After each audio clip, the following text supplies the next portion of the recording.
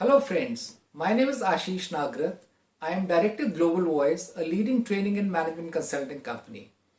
I hope you have seen my first video on interview skills. This is my second video on the same topic.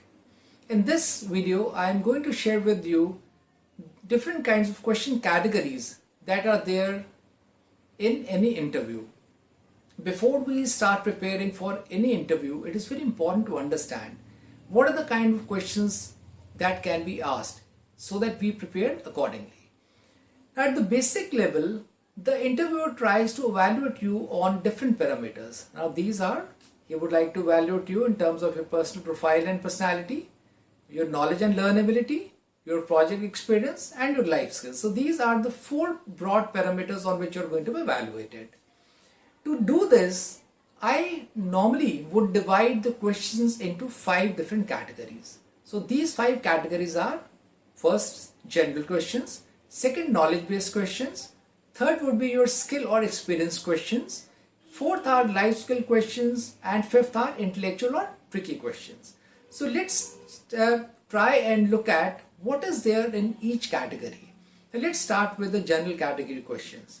Now the basic objective of these questions is to find out something about yourself, something they would like to know about you as an individual, your personality traits, and then see how that fits into their job role.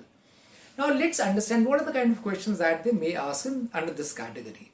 The first is, tell us something about yourself or describe yourself. They can ask any of this. The second is, what are your strengths and weaknesses? Then they could ask you about your career objectives.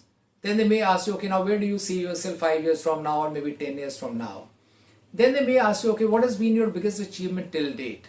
The next one could be, what are the efforts that you have made to enhance your professional skills during your engineering or your MBA? Then they may ask you, how do you keep yourself updated? What are your hobbies? So these are the kind of questions which I would like to include in general question category.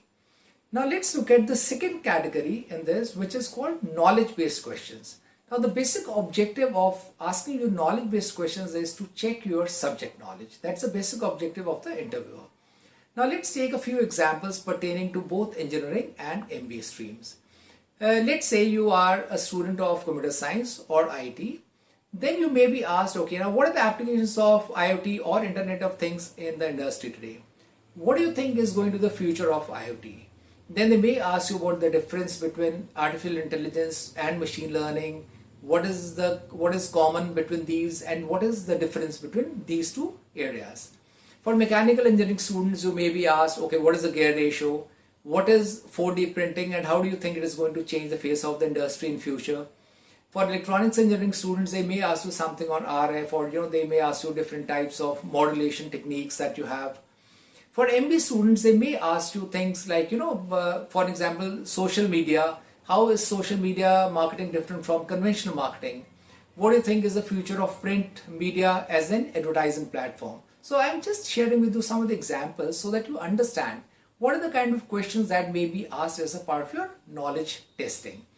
Now we come to the third category, which is what we call skills or experience-based questions. Now the basic objective of skills or experience-based questions is to check out your skills that you have been able to develop using your knowledge in that particular subject. Now obviously, we all understand that, fresh engineering or MBA students would not have any relevant experience. But whatever experience you have gained in terms of the projects that you have done or the internship programs that you have gone through, so they would like to check out what is that you have actually learned. For example, when it comes to engineering students, they may ask you, okay, how many projects have you completed as a part of your engineering, and how long were these projects? In case you say that, I have done coding using the C++, then they may ask you, how many lines of code did you write using C++? How did you create the algorithm for the C++ code? For MBA students, in case you have gone through the internship, then they would obviously ask you, what is the kind of internship that you have gone through? Why did you choose this particular industry, or what is the kind of project that you picked up, and why did you choose this kind of a project?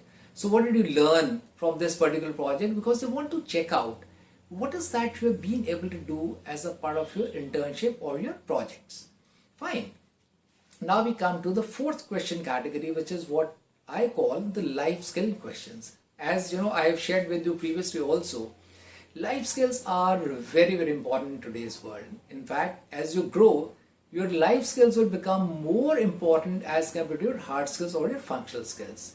And this is all about how you are going to handle different situations. Let's take a few examples so that you understand it pretty well. One is that they may ask you things like, now have you ever worked in a team that was uncooperative?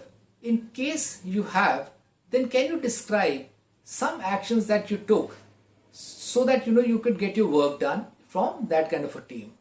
Then they may tell you that talk about a situation where you got to demonstrate your leadership skills. Then they may ask you about a situation where you had to conflict with your teammate or your peer, and how did you resolve that particular issue. Then they may even ask how do you manage your stress or how do you manage your time, because they want to check out what are your life skills, how good are you in terms of managing your own life. And the fifth category of questions that I normally would say are what I would call intellectual or tricky questions. Now these are certain things which are not difficult obviously, but they're not very easy also, because you don't have a very, very straightforward answer to these. And they would like to check out how well are you able to handle such tricky situations. For example, they may ask you, what is unique about you that we should select you vis-a-vis your classmates or your peers? How are you better than others? Now this is something which is not so easy to handle, because in case you have to come up with a good response, then you have to come up with an intelligent answer. Fine. Now then they may ask you, okay, why do you want to join our company? In case our competitors offer you better salary, or they offer you a better role, so will you join them? That is another type of question that may be asked as a part of your intellectual or tricky questions. Then they may ask you, okay, what motivates you? Is it money? Is it good work? Is it good environment? What is that motivates you? Then they even may ask you things like, okay, give an example of your lateral thinking. How is it different from critical and analytical thinking? A lot of students, if you really ask me, are not able to handle these kind of questions very well. So it is very important to understand that all these 5 categories of questions are very, very important in any interview. And in case you are appearing for an interview with a good company, maybe a multinational or a large Indian company which is very professionally managed, they are going to take you through a complete comprehensive selection process, and these questions are going to be a part of that interview process.